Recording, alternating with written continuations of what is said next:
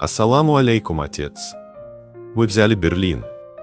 Сегодня видел, как русский, грузин и таджик вместе повесили флаг над Рейхстагом. Теперь я вернусь и научу сына стрелять только в волков.